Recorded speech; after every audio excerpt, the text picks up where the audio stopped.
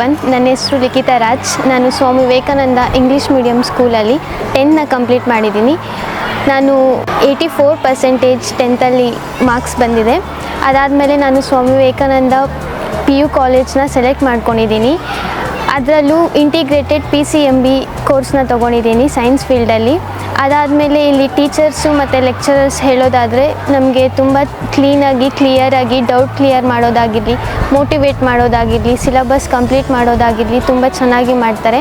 ಅದರಲ್ಲೂ ಕಾಂಪಿಟೇಟಿವ್ ಹೇಳಬೇಕು ಅಂತಂದರೆ ಇಲ್ಲಿ ಸೀನಿಯರ್ಸ್ ಮತ್ತು ತುಂಬ ಎಕ್ಸ್ಪೀರಿಯನ್ಸ್ ಇರೋ ಟೀಚರ್ಸು ಲೆಕ್ಚರರ್ಸ್ ಬಂದು ಕಾಂಪಿಟೇಟಿವ್ ಸಿಲೆಬಸ್ನ ಕಂಪ್ಲೀಟ್ ಮಾಡ್ತಾರೆ.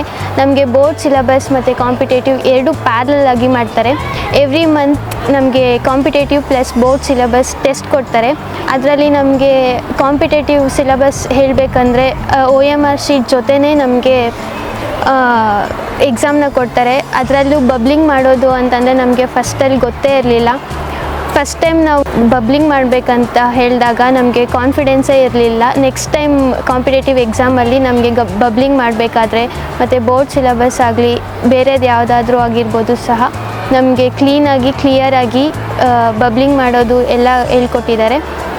ಸೊ ನಾನು ನೆಕ್ಸ್ಟ್ ಬರೋ ಅಪ್ಕಮಿಂಗ್ ಸ್ಟೂಡೆಂಟ್ಸ್ಗೂ ಸ್ವಾಮಿ ವಿವೇಕಾನಂದ ಯೂನಿವರ್ಸಿಟಿ ಕಾಲೇಜಲ್ಲಿ ಜಾಯ್ನ್ ಆಗೋಕ್ಕೆ ರೆಕಮೆಂಡ್ ಮಾಡ್ತೀನಿ.